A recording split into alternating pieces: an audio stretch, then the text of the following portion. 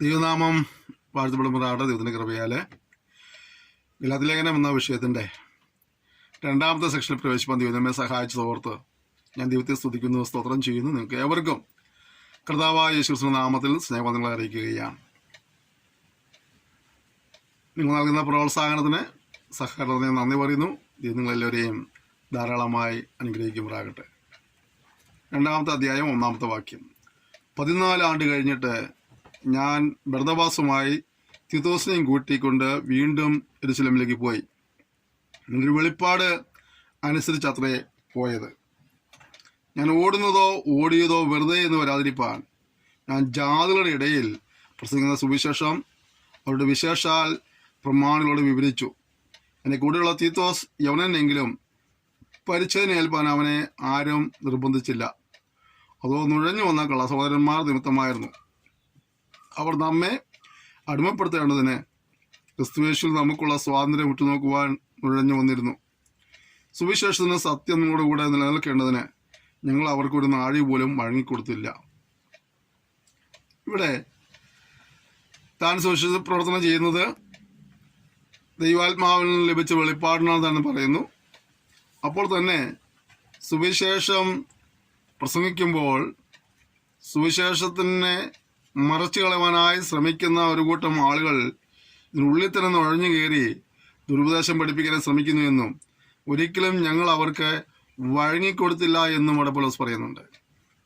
നമ്മൾ മനസ്സിലാക്കേണ്ട കാര്യം, ഇതുപോലുള്ള ദുരുപദേശകന്മാർ ദൈവസഭ എന്ന പേരിൽ നമ്മളെ കൂടുതൽ കൂടുകയും നമ്മളുടെ ഇടയിൽ നിന്ന് നമ്മളെ ലക്ഷ്യം വിടുതിരിക്കാനായിട്ട് ദുരുപദേശങ്ങൾ പഠിപ്പിക്കുകയും ചെയ്യുന്നത് നാം വളരെ തിരിച്ചറിയേണ്ട ഒരു കാര്യമാണ്. ദൈവജനവുമായിട്ട് വലിയ ബന്ധമില്ലാത്ത ആളുകൾ ഈ ഉപദേശങ്ങളെല്ലാം കേട്ട് അവരുടെ കെണിയിലകപ്പെട്ടു പോകാറുണ്ട്. അതുകൊണ്ട് നമ്മൾ ദൈവനും പഠിക്കാൻ വളരെ ഉത്സാഹമുള്ളവരായിരിക്കണം.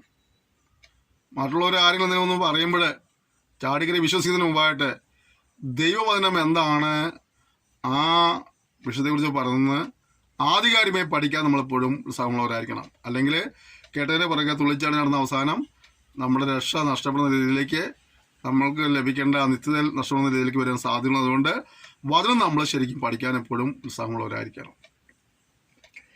ഇവിടെ പ്രമാണികളായവരോ അവർ പണ്ട് എങ്ങനെയുള്ളവർ ആയിരുന്നാലും എനിക്ക് ഏതുമില്ല. ദൈവം മനുഷ്യന്റെ മുഖം നോക്കുന്നില്ല. പ്രമാണികൾ എനിക്കൊന്നും ഗ്രഹിപ്പിച്ച് തന്നിട്ടില്ല. നേരെ മറിച്ച് പരിച്ഛേദനയുടെ അപ്പസ്തലത്തിനായി പത്രോസിന് കൂടെ വ്യാപരിച്ചവൻ ജാതികൾക്കായി എന്നോടുകൂടെയും വ്യാപരിച്ചതുകൊണ്ട് പത്രോസിന് പരിച്ഛേദനക്കാരുടെ ഇടയിലെ സുവിശേഷഘോഷണം എന്ന പോലെ എനിക്ക് ഈ അഗ്രചർമ്മക്കാരുടെ ഇടയിലെ സുവിശേഷഘോഷണം വരമേൽപ്പിച്ചിരിക്കുന്നു എന്ന് കണ്ട് എനിക്ക് ലഭിച്ച കൃപ അറിഞ്ഞുകൊണ്ട് തൂണുകളായി എണ്ണപ്പെട്ടിരുന്ന യാക്കോബും കേഫാവും യോഹന്നാനും ഞങ്ങൾ ജാതിയുടെ ഇടയിലും അവർ പരിച്ഛേദനക്കാരുടെ ഇടയിലും സുവിശേഷം അറിയിപ്പാൻ തക്കവണ്ണം എനിക്കും ഭർന്നവാസനും കൂട്ടായ്മയുടെ വലങ്കൈ തന്നു.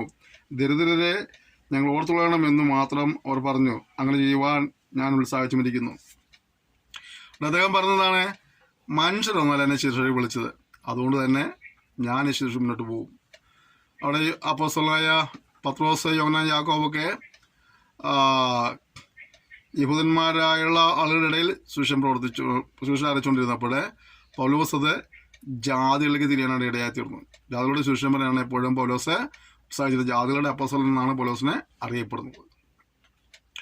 പത്രോസും യോഹന്നാനും യാക്കോബൊക്കെ യഹൂദന്മാരുടെ ഇടയിൽ സുവിശേഷം അടച്ചുകൊണ്ടിരുന്ന ആളുകളായിരുന്നു. അങ്ങനെ അവരെ അടച്ചുകൊണ്ടിരിക്കുമ്പോൾ തന്നെ നമ്മൾ കാഴ്ച ഇങ്ങനെയാണ്. തൂണുകളായി എണ്ണപ്പെടുന്ന യാക്കോബും കേഫാവും യോഹന്നാനും ഞങ്ങൾ ജാതികളുടെ ഇടയിലും അവർ പരിച്ഛേദനക്കാരുടെ ഇടയിലും സുവിശേഷം അറിയിപ്പാൻ തക്കവണ്ണം എനിക്കും ബർന്നബാസിനും കൂട്ടായ്മയുടെ വലങ്കൈ തന്നു. അപ്പോൾ അപ്പോസ്തലന്മാർ തമ്മിൽ പരസ്പരം ഒരു സഹായവും പ്രോത്സാഹനവും ഉണ്ടായിരുന്നു, അല്ലേ? ഇവിടെ നമ്മളെപ്പോഴും നമ്മുടെ സഹപ്രവർത്തകരായ ദേവദാസന്മാരെ സ്നേഹിക്കുവാനും ബഹുമാനിക്കുവാനുള്ള ഒരു കഴിവ് നമുക്കുണ്ടാകണം. അവരെ പലപ്പോഴും അവരുടെ പ്രവർത്തനം കണ്ട് വെറുതെ പരിഹസിക്കുകയോ കുറ്റപ്പെടുകയോ ചെയ്യാതെ അവരെ പ്രോത്സാഹിപ്പിക്കാനായിട്ട് അവരുടെ പ്രാർത്ഥിക്കാനൊക്കെ നമുക്കൊരു ഉത്സാഹം ഉണ്ടാക്കണം. ഇവിടെ പത്രോസും യോഹന്നാനും യാക്കോബൊക്കെ സീനിയർ പാസ്റ്റേഴ്സാണ്, അല്ലേ? യേശുക്രിസ്തുവിൻ്റെ കൂടെ നടന്ന് പഠിച്ചവരാണ്. അപ്പോസ്തലൻ പൗലോസിന്റെ ബാക്ക്ഗ്രൗണ്ട് നോക്കിയാൽ ഇവരെ കൂടെ കൊടുത്ത് കൂടാൻ എളുപ്പമുള്ള കാര്യമൊന്നും എന്നാൽ അവൻ കർത്താവിനെ വിലക്കേണ്ടി വന്നു കഴിഞ്ഞപ്പോൾ അവനെ കൂട്ടായ്മയുടെ കരം കൊടുപ്പാൻ ഇടയായിത്തീർന്നു. മറ്റുള്ളവരെ പ്രോത്സാഹിപ്പിക്കുവാൻ, മറ്റുള്ളവരെ വളർത്തുവാൻ, അവരെ കൂടെ നടത്തുവാനുള്ളതായ ഒരു മനസ്സ് നമുക്ക് ഉണ്ടാകേണ്ടിയിരിക്കുന്നു. അടുത്തത്, എന്നാൽ കേഫാവ് അന്ത്യോക്യയിൽ വന്നാലും അവനിൽ കുറ്റം കാണുകയാൽ ഞാൻ അഭിമുഖമായി അവനോട് എതിർത്തുന്നു. ഇവിടെ നമ്മൾ പഠിക്കുന്ന മറ്റൊരു കാര്യമുണ്ട്.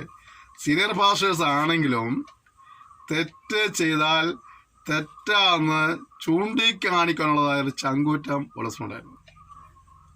ഞാനത് പറഞ്ഞാൽ അച്ഛന് ദേഷ്യമാകുമോ, സാറ് എന്ത് ചിന്തിക്കും, അങ്ങനെയൊന്നും ഒരിക്കലും പൗലോസ് ചിന്തിച്ചില്ല. ഇവിടെ വായിച്ചത്, എന്നാൽ കേഫാവ് അന്ത്യോക്യയിൽ വന്നാറെ അവനിൽ കുറ്റം കാണുകയാൽ ഞാൻ അഭിമുഖമായി അവനോട് എതിർത്ത് നിന്നു.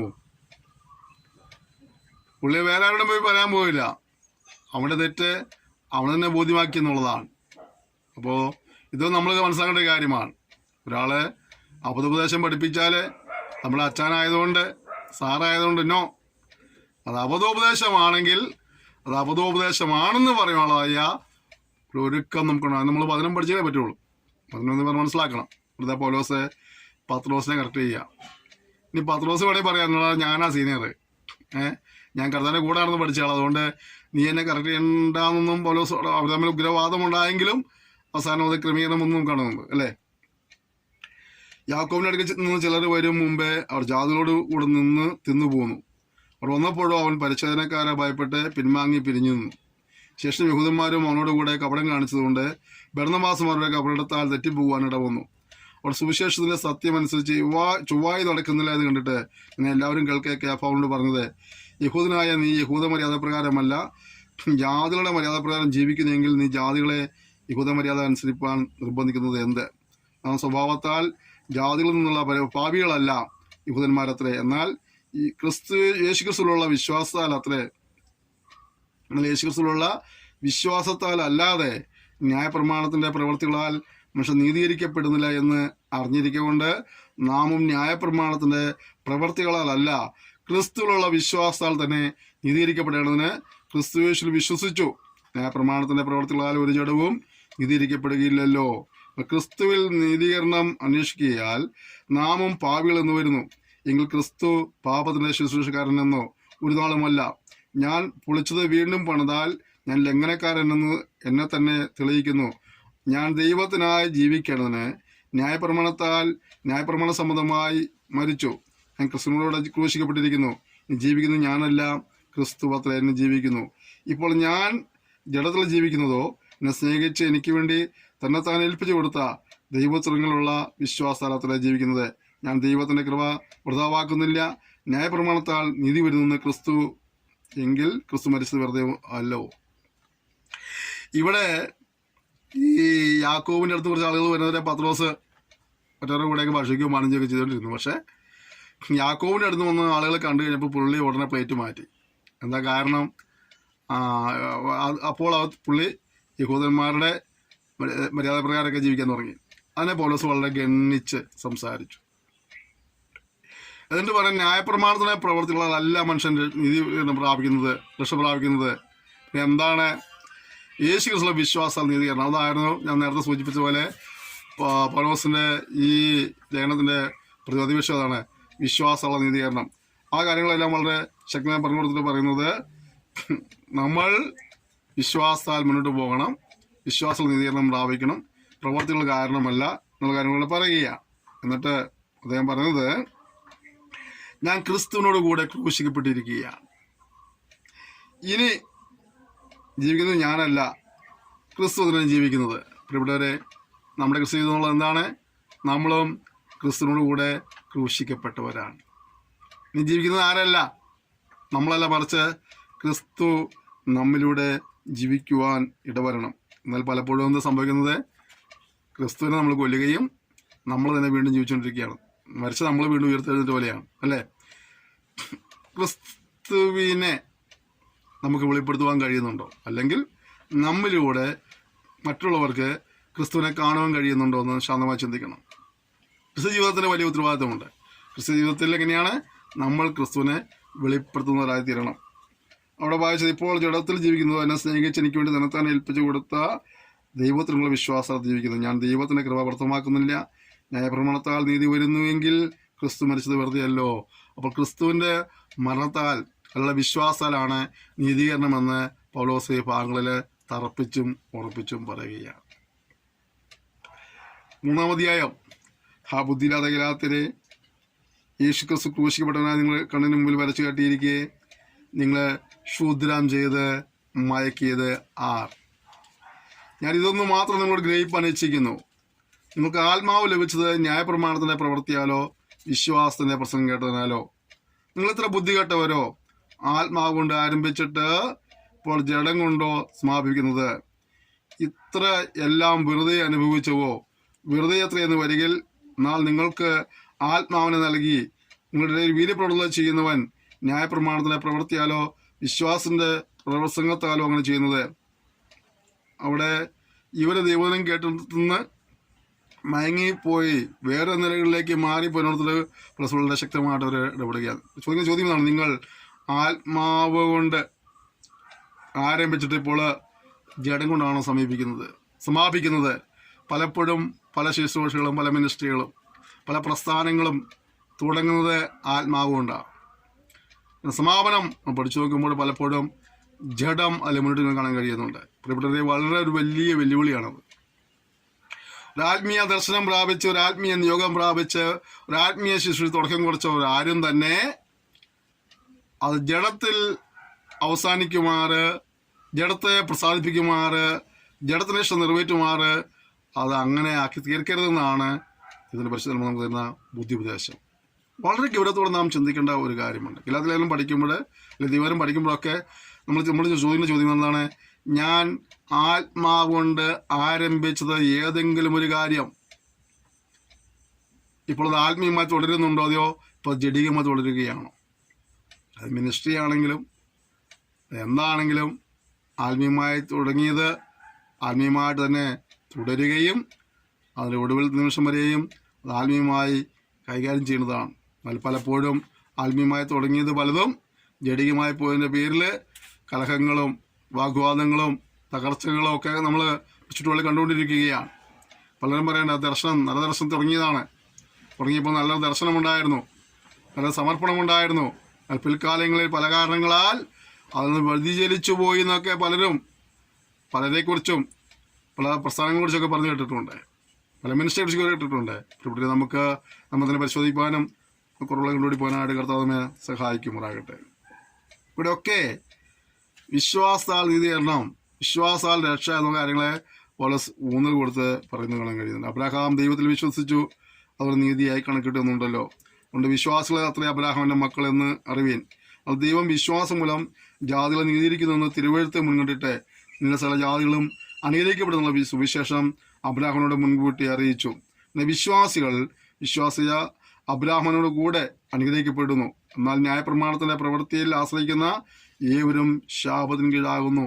പ്രവൃത്തിയിലൂടെ രക്ഷ എന്നുള്ളത് അത് കർത്താവാകുന്ന കാര്യമല്ല, മറിച്ച് കർത്താവായ യേശുക്രിസ്തുവിന്റെ വിശ്വാസാൽ രക്ഷ എന്നുള്ളതാണ് ഇവിടെ നമുക്ക് കിട്ടുന്നതായ ഒരു ഉപദേശം. ഇതാണ് സത്യം. നമ്മൾ അംഗീകരിക്കേണ്ടത് എന്തെങ്കിലും ചെയ്ത് രക്ഷ പ്രാപിക്കുക എന്നുള്ളതല്ല, അല്ലെങ്കിൽ എന്തെങ്കിലും കൊടുത്ത് രക്ഷ പ്രാപിക്കുക എന്നുള്ളതല്ല. വിശ്വാസാൽ നീതീകരണം, വിശ്വാസാൽ രക്ഷ. എന്നിട്ട് അടുത്തത്, വിശ്വാസി അബ്രാഹാമിനോട് കൂടെ അനുഗ്രഹിക്കപ്പെടുന്നു. എന്നാൽ ന്യായപ്രമാണത്തിന്റെ പ്രവൃത്തിയിൽ ആശ്രയിക്കുന്ന യവനും ശാപത്തിനും കീഴാകുന്നു. ന്യായപ്രമാണ പുസ്തകത്തിൽ എഴുതിയിരിക്കുന്നതൊക്കെയും ചെയ്യുവാൻ തക്കവണ്ണം അത് നിലനിൽക്കാത്തവനെല്ലാം ശപിക്കപ്പെട്ടവനെന്ന് എഴുതിയിരിക്കുന്നുവല്ലോ. എന്നാൽ ന്യായപ്രമാണത്താൽ ആരും ദൈവസന്നിധിയിൽ നീതിരിക്കപ്പെടുന്നില്ല എന്ന് സ്പഷ്ടം. നീതിമാൻ വിശ്വാസാൽ ജീവിക്കുമെന്നല്ല ഉള്ളത്. ന്യായപ്രമാണത്തിനോ വിശ്വാസമല്ല ആധാരമായിരിക്കുന്നത്, അത് ചെയ്യുന്നവൻ അതിനാൽ ജീവിക്കും എന്നുണ്ടല്ലോ. മരത്തിന്മേൽ തൂങ്ങുന്നതെല്ലാം ശപിക്കപ്പെട്ടവനെന്ന് എഴുതിയിരിക്കുന്നത് പോലെ ക്രിസ്തു നമുക്ക് വേണ്ടി ശാപമായി തീർന്നു. ന്യായപ്രമാണത്തിന്റെ ശാപത്തിൽ നിന്ന് വിലയ്ക്ക് വാങ്ങി അബ്രഹാമിന്റെ അനുഗ്രഹം ക്രിസ്തുയേശുവിൽ ജാതികൾക്ക് വരേണ്ടതിന് നാം ആത്മാവെന്ന വാഗ്ദത്ത വിഷയം വിശ്വാസാൽ പ്രാപിപ്പാൻ തന്നെ. ഇവിടെ നമുക്ക് കാണുന്നത് അനുഗ്രഹങ്ങൾ എങ്ങനെയാണ്? വിശ്വാസത്താൽ. പരിശുദ്ധമെന്ന വാഗ്ദത്തം വിശ്വാസത്താൽ. എന്ന് മാത്രമല്ല, ന്യായപ്രമാണത്തെ കുറിച്ച് പറയുന്നത് അത് ചെയ്യുന്നവൻ അതിനാൽ ജീവിക്കുന്ന, അതായത് തെറ്റിപ്പോയവനെ അതിനെ ശപിക്കപ്പെടുമെന്ന് കാണുന്നുണ്ട്.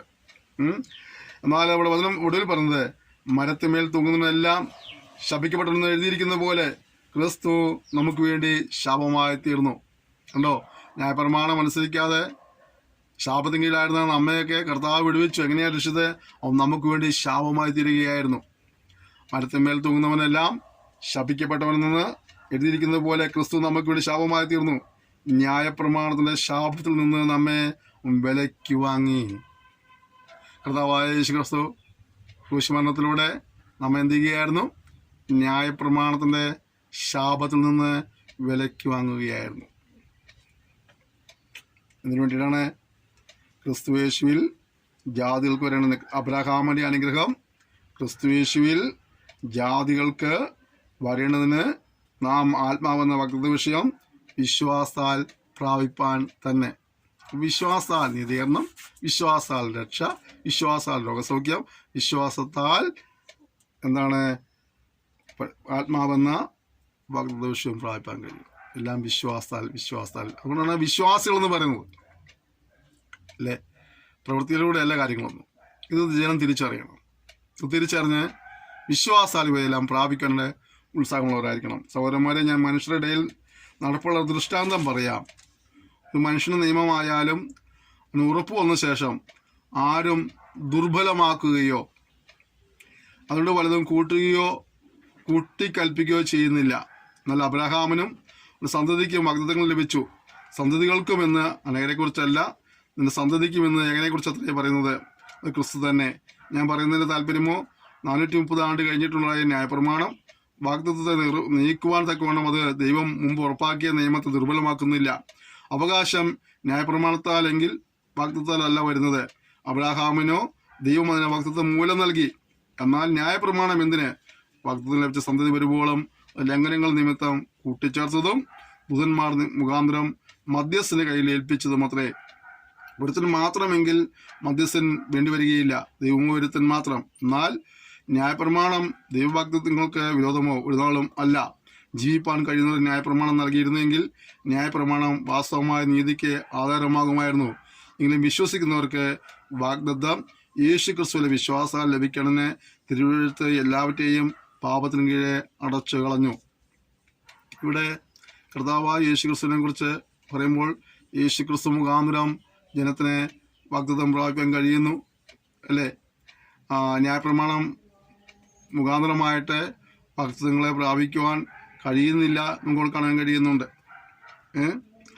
വിശ്വസിക്കുന്നവർക്കാണ് വാഗ്ദത്തം യേശു ക്രിസ്തുവിലെ വിശ്വാസം ലഭിക്കുന്നത് കാണാൻ കഴിയുന്നുണ്ട്. അപ്പം ന്യായപ്രമാണത്തിന് സാധിപ്പാനായി കർത്താവായ യേശു ക്രിസ്തു ഭൂമിയിൽ വന്ന് നരകത്തിന്റെ പാപങ്ങൾക്ക് പരിഹാരം വരുത്തി കാൽവരി യാഗമായി തീർന്നു. അത് വിശ്വസിക്കുന്നതിലൂടെ നമുക്ക് ലഭിക്കുന്ന ശ്രേഷ്ഠതകളെ കുറിച്ചാണ് പൗലോസ് ഭാഗത്തെല്ലാം വിവരിച്ചുകൊണ്ടിരിക്കുന്നത്. വിശ്വാസം വരും മുമ്പേ നമ്മിൽ വെളിപ്പെടുവാനുള്ള വിശ്വാസനായിക്കൊണ്ട് ന്യായപ്രമാണത്തിന് കീഴിൽ അടച്ചു സൂക്ഷിച്ചിരുന്നു. നാം വിശ്വാസത്താൽ നീതിരിക്കപ്പെട്ടതിന് ന്യായപ്രമാണം ക്രിസ്തുവിന്റെ അടുക്കിലേക്ക് നടത്തുവാൻ നമുക്ക് ശിശുപാലകനായി ഭവിച്ചു. വിശ്വാസം വന്ന ശേഷമോ നാം ഇനി ശിശുപാലകന്റെ കീഴിലല്ല, ക്രിസ്തുയേശുവിലെ വിശ്വാസത്താൽ നിങ്ങളെല്ലാവരും ദൈവത്തിന്റെ മക്കൾ ആകുന്നു. ക്രിസ്തുവിനോട് ചേരുക ആണ് നോക്കിയ. ഇനി നമ്മള് ന്യായപ്രമാണം ഒരു ശിശുപാലകനായിട്ട് ഒരു കുഞ്ഞ് പ്രാപ്തിയാകുന്നത് വരെ അവൻ്റെ കാര്യങ്ങൾ നോക്കുവാനായിട്ട് ഒരു ആളെ കെയർടേക്കറെ വെക്കുന്നത് പോലെ ശിശുപാലകനായിരുന്നു. പ്രാപ്തി പ്രാപിച്ചാൽ പിന്നെ ആ ശിശുപാലകൻ്റെ ആവശ്യമില്ല കുഞ്ഞിന് എന്ന് പറഞ്ഞ പോലെ നമ്മളൊക്കെ വിശ്വാസം വരുന്നതിന് മുമ്പ് നമ്മളിങ്ങനെ ന്യായപ്രമാണത്തിന് കീഴിൽ അടച്ചു സൂക്ഷിക്കുകയായിരുന്നു. വിശ്വാസം നമ്മൾ നീതിക്കപ്പെടേണ്ടതിന് ന്യായപ്രമാണം ക്രിസ്തുവിൻ്റെ അടുക്കൽ നടത്തുവാൻ നമുക്ക് ശിശുപാലകനായി ഭവിച്ചു. വിശ്വാസം വന്ന ശേഷമോ നാം ഇനി ശിശുപാലകന്റെ കീഴിലല്ല, ക്രിസ്തു യേശുവിലെ വിശ്വാസത്താൽ നിങ്ങൾ എല്ലാവരും ദൈവത്തിന്റെ മക്കൾ ആകുന്നു. അവന് കൈക്കൊണ്ട് നാമത് വിശ്വസിക്കുന്ന ഏവർക്കും ദൈവമക്കളെ തിരുവൻ അവൻ അധികാരം കൊടുത്തിരിക്കുകയാണ്. നമ്മളിപ്പോൾ ആരാണ്? ദൈവത്തിന്റെ മക്കളാണെങ്കിൽ നമ്മൾ ആരാണ്? അവകാശികൾ. നമ്മൾ റോമാനത്തിൽ പഠിച്ചു, മക്കളെങ്കിലോ അവകാശികളാകുന്നു, ക്രിസ്തുവിന്റെ കൂട്ടവകാശികളാകുന്നു അല്ലേ. അപ്പോൾ നമ്മൾ മക്കളായതിനാൽ നമ്മൾ ഇപ്പോൾ അവകാശികളാണ്. ഇത് നമ്മൾ വളരെ സൂക്ഷിക്കുകയും നമ്മൾ മനസ്സിലാക്കുകയും ചെയ്യേണ്ട കാര്യമാണ്. ഇനിയും ഞാൻ പോയിട്ട് അടിയൻ ദാസനാണ്, അടിയൻ്റെ കരുണ കാണിക്കുന്നതല്ല. ഞാനിപ്പോൾ ആരാണ്? വിശ്വാസാൽ ദൈവത്തിൻ്റെ മകനായി തീർന്നിരിക്കുന്നു, ദൈവത്തിൻ്റെ മകളായി തീർന്നിരിക്കുന്നു. അതുകൊണ്ട് തന്നെ നമുക്ക് അപ്പാ പിതാവ് എന്ന് വിളിച്ചുകൊണ്ട് കൃപാസനത്തോളം അടുത്തിരുന്നുകൊണ്ട് ഏത് സമയത്തും അവനെ വിളിച്ച് അപേക്ഷിക്കുവാനും നിങ്ങൾ അനുഗ്രഹങ്ങൾ പ്രാപിപ്പാനും വിടുതൽ പ്രാപിപ്പാനും കൃപ പ്രാപിപ്പാനും കഴിയും എന്നുള്ള വിശ്വാസം ഉണ്ടാകണം. ഇനിയും നമ്മൾ ദാസന്മാരായി നിന്ന് യാചിക്കുവാനുള്ളവരല്ല, പിന്നെ അതിൻ്റെ അവകാശം വിശ്വാസാൽ ചോദിച്ചു വാങ്ങാനുള്ളവരാണെന്നുള്ള കാര്യം നമുക്ക് ബോധ്യമുണ്ടാക്കണം. അടുത്തത്, ക്രിസ്തുവിനോട് ചേരുവാൻ സ്നാനം ഇട്ടിരിക്കുന്ന നിങ്ങളെല്ലാവരും ക്രിസ്തുവിനെ ധരിച്ചിരിക്കുന്നു. ഇവിടെ സ്നാനം വരുന്നുണ്ട്. സ്നാനം സഭയോട് ചേരുവാനെന്ന് പറയുന്ന ആളുകളുണ്ട്, സ്നാനത്തിലൂടെ സഭയോട് ചേർന്ന് പറഞ്ഞ ആൾക്കാരുണ്ട്. പക്ഷെ വചനം പറയുന്നത് വിശ്വാസ സ്നാനം എന്നുള്ളത്, അഥവാ പാപിയായ മനുഷ്യൻ സുവിശേഷം കേട്ട് മാനസാന്തരപ്പെട്ട് പാപങ്ങളേറ്റ് പറഞ്ഞ് ഉപേക്ഷിച്ച് അനുദപിച്ച് അങ്ങനെ വരുന്നവൻ സ്നാനപ്പെടണം. ആ സ്നാനം എന്തിനു വേണ്ടിയിട്ടുള്ളതറിയാവോ? സഭയോട് ചേരുവാനല്ല, പിന്നെ ക്രിസ്തുവിനോട് ചേരുവാനാണ്. യേശു ക്രിസ്തുവിനോട് ചേരുവാനാണ് സ്നാനം. അങ്ങനെ സ്നാനം ഏറ്റവരെ എന്ത് ചെയ്യുകയാണ്? ക്രിസ്തുവിനെ ധരിച്ചിരിക്കുക എന്ന് പറഞ്ഞാൽ ഒരു ഉത്തരവാദിത്തം കൂടെ ഉണ്ട് അവിടെ. ഞാൻ ഈ ഷർട്ട് ധരിച്ചിരിക്കുമ്പോൾ കാണുന്നവർ എൻ്റെ ഈ ഷർട്ടാണ് കാണുന്നത് എന്ന് പറഞ്ഞ പോലെ നമ്മൾ ക്രിസ്തുവിനെ ധരിച്ചാൽ പിന്നെ ആരെ കാണണം? നമ്മളിലൂടെ ക്രിസ്തുവിനെ കാണണം. അതാ ഉത്തരവാദിത്തം. അല്ല, പലപ്പോഴും സംഭവിക്കുന്നത് അറിയാവോ? നമ്മളിവിടെ ക്രിസ്തുവിനെ കാണുവാൻ കഴിയുന്നില്ല എന്നുള്ള പരാജയം. അതുകൊണ്ട് പലരും അവൻ രക്ഷിക്കപ്പെട്ടവനാണോ എന്ന് ചോദിക്കുന്നത് കൊണ്ടല്ലേ. ഇവനാണോ വിശ്വാസം ചില ചോദിക്കാറില്ലേ? ഇവനാണോ ദൈവത്തിലെന്ന് ചോദിക്കാറില്ലേ? എന്താ കാരണം? നമ്മുടെ വാക്കുകളിലൂടെ, നമ്മുടെ പ്രവൃത്തിയിലൂടെ, ചിന്തകളിലൂടെ ഒന്നും എന്ത് കാണുന്നില്ല? ക്രിസ്തുവിനെ കാണുവാൻ അവർക്ക് കഴിയുന്നില്ല. അത് നമ്മുടെ വലിയ പരാജയമാണ്. നമ്മുടെ ഏറ്റവും വലിയ തോൽവി അതാണ്. ക്രിസ്തുവിനെ വെളിപ്പെടുത്തുന്നവരായി നമ്മൾ മാറണം എന്നുള്ളതാണ്. ക്രിസ്തുവിനെ വെളിപ്പെടുത്തുന്നവരായി മാറണം. നമ്മെ കാണുന്നവരെ ക്രിസ്തുവിനെ കാണുവാൻ ഇടവരണം. ആ ഒരു അനുഭവത്തിലേക്കാണ് നമ്മൾ നാളുകളിൽ തിരിച്ചു വരേണ്ടത്. പലപ്പോഴും നമുക്ക് അത് കഴിയുന്നില്ല എന്നുള്ളതാണ് ഏറ്റവും വലിയ പരാജയം. നാളുകളിൽ പ്രിയപ്പെട്ടവരെ, ക്രിസ്തുവിലേക്ക് വരുവാൻ, ക്രിസ്തുവിനെ വെളിപ്പെടുത്തുവാനായിട്ട് കർത്താവ് സഹായിക്കട്ടെ. നമ്മളായ തലങ്ങളിൽ, നമ്മുടെ പ്രവർത്തികളിലൂടെ, നമ്മുടെ സംസാരങ്ങളിലൂടെയൊക്കെ ക്രിസ്തീയ സ്നേഹം വെളിപ്പെടുത്തുക, ക്രിസ്തീയ കൂട്ടായ്മ വെളിപ്പെടുത്തുക, ഉപരിയായിട്ട് ക്രിസ്തുവിനെ വെളിപ്പെടുത്തുവാനായിട്ട് നമ്മെ കാണുന്നവരെ ക്രിസ്തുവിനെ കാണുവാൻ ഇടയായിത്തീരണം. അതിൽ യഹൂദനും യവനനും എന്നില്ല, ദാസനും സ്വതന്ത്രനും എന്നില്ല, ആണും പെണ്ണും എന്നുമില്ല, നിങ്ങളെല്ലാവരും ക്രിസ്തുയേശുവിൽ ഒന്നത്രേ. വേർതിരിവുകളില്ലാതെ ഒരുപോലെ വന്ന് ദൈവത്തിൽ ആരാധിക്കാൻ കഴിയുന്ന ഒരു സമൂഹം നമ്മൾ മാത്രമേ ഉള്ളൂ. രക്ഷിയുടെ സമൂഹം മാത്രമേ ഉള്ളൂ. ചില സ്ഥലങ്ങളിൽ സ്ത്രീകൾക്ക് വരാൻ പാടില്ല, ചില സ്ഥലങ്ങളിൽ പുരുഷന്മാർക്ക് കയറി ചെല്ലാൻ പറ്റില്ല, മതിൽക്കെട്ടുകളൊക്കെ ഉള്ള വേറെ ഉണ്ട്. പക്ഷേ ഇവിടെ എന്താണ്? സ്ത്രീക്കും പുരുഷനും യവനനും യഹൂദനും ദാസനും സ്വതന്ത്രനും എല്ലാവർക്കും ഒരുപോലെ വന്ന് ആരാധിപ്പാൻ കഴിയുന്ന, അല്ലേ, ഒരേ ഒരു സ്ഥലം കർത്താവിൻ്റെ സഭയാണ്. അവിടെ കർത്താവിനെ കൂടി വരുത്തി ഓർത്ത് സ്തുതിക്കുക. മറ്റു പലയിടങ്ങളിലും പല വിലക്കുകളാണ്, അല്ലേ. ഇവിടെ വിലക്കുകളൊന്നുമില്ല. ആർക്കും വരാം ദിവസത്തിലേക്ക്, ആർക്കും ദൈവാലയത്തിൽ ഒന്ന് പ്രാർത്ഥിക്കാം, അല്ലേ. മറ്റുള്ളയിടങ്ങളിലൊക്കെ ആരെങ്കിലും ചെന്നാൽ അവിടെയൊക്കെ വലിയ കലഹങ്ങൾ നടക്കും. കർത്താവ് സഭയിൽ ആർക്കും വരാം, ആർക്കും പ്രാർത്ഥിക്കാം, ആർക്കും അവനെ ആരാധിക്കാം, അല്ലേ, ആർക്കും വചനം വായിക്കാം. ഒരു വേർതിരിവുകളുമില്ല, മതിൽക്കെട്ടുകളില്ല. മനുഷ്യൻ ഇവിടെ ചില മതിൽക്കെട്ടൊക്കെ ഉണ്ടാക്കിയിട്ടുണ്ട്, അത് മനുഷ്യൻ ഉണ്ടാക്കിയ കാര്യമാണ്. കർത്താവ് അങ്ങനെ മതിൽക്കെട്ടൊന്നും വെച്ചിട്ടില്ല. വേർതിരിവുകളൊക്കെ മനുഷ്യനുണ്ടാക്കിയ വേർതിരിവുകളാണ്, ദൈവം അങ്ങനെ വെച്ചിട്ടില്ല. എന്നിട്ട് പറയുക, എല്ലാവരും ക്രിസ്തുവിൽ ഒന്നാണ്, എല്ലാവരും ക്രിസ്തുവിൽ ഒന്നാണ്. ഒരൈക്യതയിലേക്ക്, അവരുടെ കൂട്ടായ്മയിലേക്ക് വരുവാനായി കർത്താവ് നമുക്ക് ഭാഗ്യം തന്നല്ലോ. എന്നിട്ട് ക്രിസ്തുവിനുള്ളവരെങ്കിലോ നിങ്ങൾ അബ്രഹാമിൻ്റെ സന്തതിയും വാഗ്ദത്തപ്രകാരം അവകാശികളുമാണ്.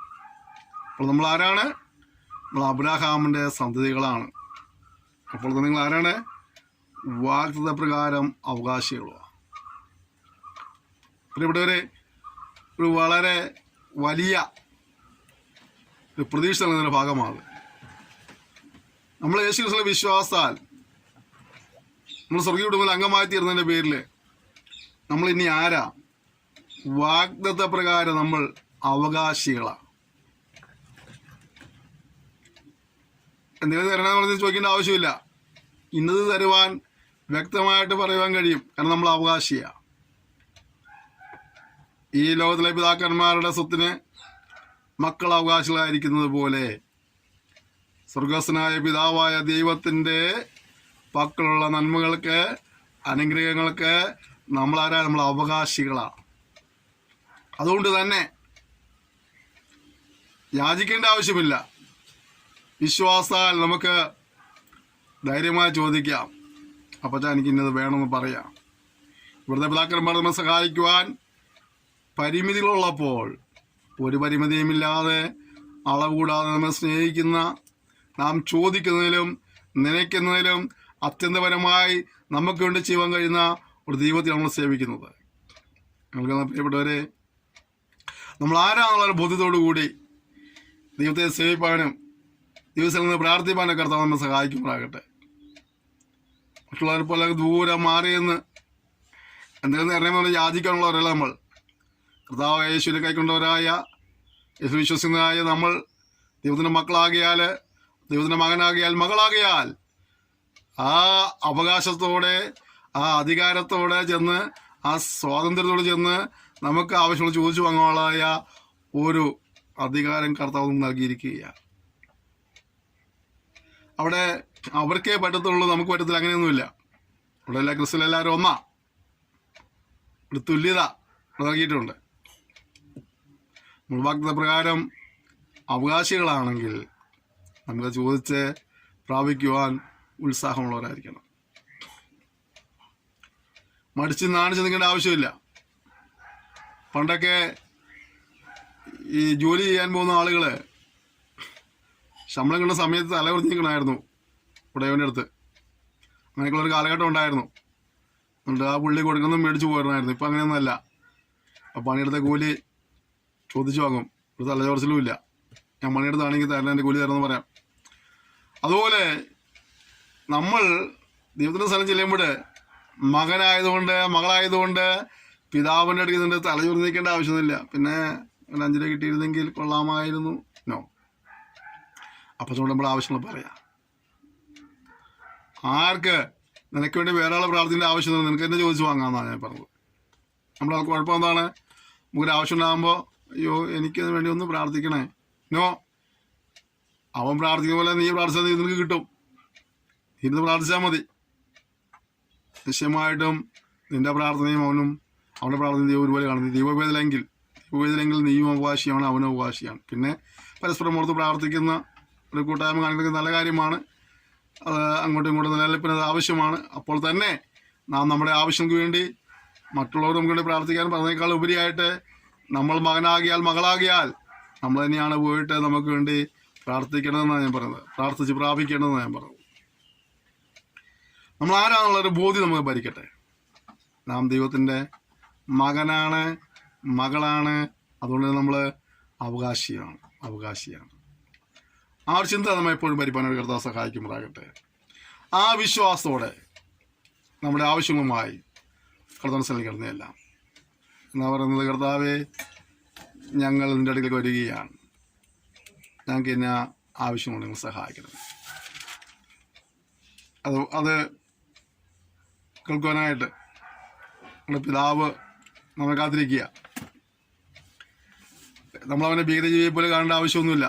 സ്നേഹവാനായ പിതാവാണ്, മനസ്സിലുള്ള പിതാവാണ്. അത് നമ്മൾ നിശ്ചയമായിട്ടും അനുഗ്രഹിക്കാൻ ഇടയായിത്തീരും. നമ്മുടെ ആവശ്യങ്ങളെ പറയുമ്പോൾ ആ കാര്യങ്ങളെ കേട്ട് നമ്മെ സഹായിപ്പാൻ ശിക്ഷണ ദൈവമാകിയാൽ ഇത് വിഷയം ഏതുമാകട്ടെ, നിൻ്റെ ആവശ്യം ഏതുമാകട്ടെ, നിൻ്റെ വേദന എന്തുമാകട്ടെ, സാഹചര്യങ്ങൾ എന്തുമാകട്ടെ, ഈ സമയം ഒരുമിച്ച് ദിവസങ്ങളിൽ പ്രാർത്ഥിക്കാം.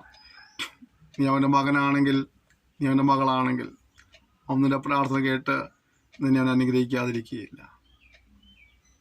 ഇതുവരെയും കർത്താവായ യേശു ക്രിസ്തു മുഖാന്തരമുള്ള വിശ്വാസാലുള്ള ദൈവവേലായി തീർന്നിട്ടില്ല എങ്കിൽ നിങ്ങൾ ദൈവത്തിൻ്റെ മകനായി, ദൈവത്തിൻ്റെ മകളായി തീരുവാനായിട്ട് ഞാൻ നിങ്ങളെ ആഹ്വാനം ചെയ്യുകയാണ്. എന്താണ് തടസ്സം? മനുഷ്യൻ കുട്ടികളുന്ന പാവമാണ് പലപ്പോഴും മനുഷ്യൻ ദൈവത്തിൽ അകറ്റുന്നത്. അതുകൊണ്ട് എന്ത് ചെയ്യണം? ഇത് ഭാവിയെ സംബന്ധിച്ചേ പറ്റുകയുള്ളൂ. കാരണം നീതിമാൻ ആരുമില്ല, ഒരുത്തനും പോലുമില്ല. എല്ലാവരും പാവം ചെയ്ത് ദൈവ തേജസ്സില്ലാത്തവരായി തീർന്നു. അപ്പം അങ്ങനെ ദൈവവുമായി ബന്ധം നഷ്ടപ്പെട്ടു. ആ നഷ്ടപ്പെട്ട മനുഷ്യനെ വീണ്ടും ദൈവത്തിൽ അടുപ്പിക്കുന്ന കർത്താവായ യേശു ക്രിസ്തു ക്രൂശിൽ മരിപ്പാൻ ഇടയായി തീർന്നത്. ആ സത്യം മനസ്സിലാക്കിക്കൊണ്ട് ഇതൊരു ഭാവിയാണെന്നും ആ പാപത്തിന് എനിക്ക് ശിക്ഷയുണ്ടെന്നും ഞാൻ രക്ഷിപ്പാൻ കർത്താവായ യേശു ക്രിസ്തു ക്രൂശിൽ മരിച്ചെന്ന് വിശ്വസിച്ച് പാപങ്ങളേറ്റ് കുറഞ്ഞ് ഉപേക്ഷിച്ച് ദൈവത്തെ ഭയപ്പെട്ട് ജീവിക്കാൻ തീരുമാനമെടുത്ത് ദൈവകൽപ്പന അനുസരിച്ച് അപ്രകാരം ജീവിക്കുന്ന വ്യക്തിക്ക് അവൻ കൈകൊണ്ടാണ് നാം വിശ്വസിക്കുന്നതിലൂടെ ദൈവങ്ങളായി തീരുകയാണ്, മോളായി തീരുകയാണ്. നിങ്ങളുടെ ജീവിതത്തിൽ ഇതുവരെയും അപ്രകാരം തീരുമാനം എടുത്തിട്ടില്ലെങ്കിൽ സന്ദേശം കേട്ടുകൊണ്ടിരിക്കുമ്പോൾ സ്വർഗീയ പിതാവേ, സകല മനുഷ്യന്റെ മുമ്പാകെ പാപികളാകിയാൽ ഞാനൊരു പാപിന്ന് സമ്മതിക്കുന്നു. എൻ്റെ പാപത്തിൻ്റെ ശിക്ഷയിൽ നിന്ന് എനിക്ക് സ്വയമായി രക്ഷപ്രാപിക്കാൻ കഴിയില്ലെന്നും എനിക്ക് വേണ്ടി കർത്താവായ യേശു ക്രിസ്തു ക്രൂശിൽ മരിച്ചെന്ന് വിശ്വസിക്കുന്നു. ഇന്നു മുതൽ യേശുവിൻ്റെ രക്ഷകനെ അംഗീകരിച്ച് അങ്ങയെ ഭയപ്പെട്ട് അനുസരിച്ച് ജീവിക്കുവാൻ എന്നെ തന്നെ സമർപ്പിക്കുന്നു. എൻ്റെ പാവങ്ങൾ എന്നോട് ക്ഷമിക്കണമേ, എന്നോട് കരുണ കാണിക്കണമേ, എൻ്റെ മകനാക്കി എന്നെ തീർക്കണമേ, എൻ്റെ മോളാക്കി എന്നെ തീർക്കണമെന്ന് ആര് ആത്മാർത്ഥമായി പ്രാർത്ഥിക്കുന്നു. എൻ്റെ തൊഴിലെന്തോ ആകട്ടെ, എൻ്റെ പേരെന്തോ ആകട്ടെ, നിറമെന്താകട്ടെ, കുലമെന്താകട്ടെ, ഒന്നും വിഷയമില്ല. അവനെ കൈക്കൊണ്ട് അവൻ്റെ നാമത്തിൽ വിശ്വസിക്കുന്നവർക്ക് അവൻ ദൈവമക്കളായി തീരുവാൻ അധികാരം കൊടുത്തിരിക്കുന്നുണ്ട്. എന്നെ നിശ്ചയമായും കർത്താവ് അനുഗ്രഹിപ്പാനിടയായിത്തീരും. അങ്ങനെ ദൈവമകനായി തീർന്നിരിക്കുമ്പോൾ നിൻ്റെ ആവശ്യമായി കടന്നു നിന്ന് ചില പറയാറുണ്ട്, എനിക്ക് പ്രാർത്ഥിക്കാനൊന്നും അറിയത്തില്ല. അപ്പം ഇവിടെ നമ്മളൊരു കാര്യം മനസ്സിലാക്കണം, നാം മക്കളല്ലേ, നമ്മുടെ കുഞ്ഞു മക്കൾ നമ്മുടെ വീട്ടിലുള്ള നമുക്കറിയാം. അയ്യോ എനിക്ക് ദാഹിക്കുന്നു, ഒരു ഗ്ലാസ് വെള്ളം തരാനൊക്കെ പറയുവാൻ പ്രാപ്തിയാകുന്നവരെ ആ കുഞ്ഞിൻ്റെ വിശപ്പുണ്ടാവും നമ്മൾ മനസ്സിലാക്കിയില്ലേ. അവൻ നല്ല അച്ചടി ഭാഷയിൽ നമ്മുടെ കാര്യങ്ങൾ സംസാരിച്ചിട്ടാണോ നമ്മളവന് അവൻ്റെ ആവശ്യം കൊടുത്തതല്ല. അവൻ്റെ ആവശ്യമുള്ളത് നമുക്ക് മനസ്സിലാക്കി, അവൻ കരയുന്നതിൻ്റെ അർത്ഥം പോലും മനസ്സിലാക്കി അവൻ്റെ മാതാവ് അവനെ കെയർ ചെയ്തിരുന്നു. നമ്മുടെ സ്വർഗത്തിലെ അപ്പച്ചൻ അതിനേക്കാൾ എത്രയോ ദയാലുവാണ്, മനസ്സിലുള്ളവനാണ്. നിശ്ചയമായും നീ അറിയുന്ന ഭാഷയിൽ നിൻ്റെ ആവശ്യം പറഞ്ഞാൽ മതി. അതിന് വേണ്ടി വലിയ കാര്യങ്ങളും പഠിക്കാൻ പോകേണ്ട, കർത്താവ് എനിക്കിന്ന് ആവശ്യമുണ്ട് അപ്പോൾ കർത്താവ് മനസ്സിലാവും. പ്രാർത്ഥനയുടെ ഭംഗി നോക്കിയിട്ടല്ല, നിങ്ങൾ മനസ്സിലാക്കണം, പ്രാർത്ഥനയുടെ ഭംഗിയോ പ്രാർത്ഥനയുടെ സമയദൈർഘ്യമല്ല ദൈവം പ്രവർത്തിക്കുന്നത്. ചിലർ വന്ന് കുറേ നേരം ഇരുന്ന് കൂടുതൽ നേരം ഇരുന്ന് അതും ഇതൊക്കെ പറഞ്ഞാൽ ദൈവം കേൾക്കുന്നതല്ല. സമയദൈർഘ്യം ദൈവത്തിന് വിഷയമില്ല. പ്രാർത്ഥനയോടുള്ള ബന്ധത്തിൽ പ്രാർത്ഥന ഭംഗി ഇതിന് വിഷയമില്ല. നമ്മൾ ആവശ്യം പറഞ്ഞാൽ ആവശ്യം മനസ്സിലാക്കി അങ്ങനെ പ്രവർത്തിക്കുന്ന ദൈവം. അതുകൊണ്ട് പ്രാർത്ഥന അറിയില്ല കൊണ്ട് ആരും പ്രാർത്ഥിക്കാതിരിക്കരുത്. നിനക്കറിയുന്ന ഭാഷയിൽ ഒരു കൊച്ചു കുഞ്ഞ് കൊഞ്ചി പറയുന്നത് കേട്ട് അവൻ്റെ മാതാപിതാക്കൾ അവൻ്റെ ആവശ്യം കൊണ്ട് കൂട്ടായ്മ കാണിക്കുന്നത് പോലെ പ്രസന്നമായ ദൈവം നിന്നെയും സഹായിക്കും. അതുകൊണ്ട് വിശ്വാസാൽ നമുക്ക് ഒരുമിച്ച് ദിവസങ്ങളിൽ പ്രാർത്ഥിക്കാം. സ്വർഗീയ പിതാവേ തന്ന സെക്ഷനായ സ്തോത്രം ചെയ്യുന്നു. നമ്മൾ സംസാരിച്ചുകൊണ്ടിരുന്ന കൃപയ്ക്കായ സ്തോത്രം ചെയ്യുന്നു. പിതാവേ, ഇതുവരെയും അങ്ങനെ രക്ഷനെ അംഗീകരിക്കാത്ത എൻ്റെ മകനാകാത്ത മകളാകാത്ത ആരെങ്കിലും ഇത് കേൾക്കുന്നുണ്ടെങ്കിൽ പിതാവ് ഈ നിമിഷം അവർ നിൻ്റെ മകനായി തീരുവാൻ മകളായി തീരുവാൻ ഒരു കരുണ കാണിക്കുമ്പോഴാകണമേ.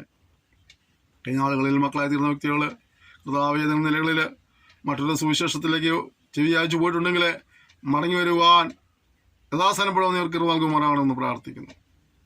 പിതാവ് ഇതിനെ രക്ഷനെ അംഗീകരിച്ച് എൻ്റെ മക്കളായി തീർന്ന എല്ലാവരും വിശ്വാസാൽ പ്രാർത്ഥിച്ച് വാഗ്ദത്തങ്ങളെ പ്രാപിക്കുവാൻ അനുഗ്രഹങ്ങളെ പ്രാപിപ്പാൻ ഹൃദയമായി സഹായിക്കുമാറാകണമെന്ന് പ്രാർത്ഥിക്കുന്നു. ഞങ്ങൾ മക്കളാകിയാൽ ഞങ്ങൾ അവകാശമുള്ള ധൈര്യം നേർന്ന് നൽകണമേ കർത്താവേ. വീരത്വത്തിൻ്റെ ആത്മാവിനെ വിട്ടു കളഞ്ഞുകൊണ്ട് ധൈര്യത്തോടെ സ്ഥലങ്ങളിൽ പ്രാർത്ഥിപ്പാനുള്ള കൃപ ശരിപ്പെടുമാറാണെന്ന് പ്രാർത്ഥിക്കുന്നു. ഭർത്താക്കളെല്ലാം ഞങ്ങൾ അനുഗ്രഹിക്കുമാറാണെന്ന് പ്രാർത്ഥിക്കുന്നു. ഞങ്ങൾ സഹായിച്ച് നിർവഹിക്കാതെ സ്തോത്രം.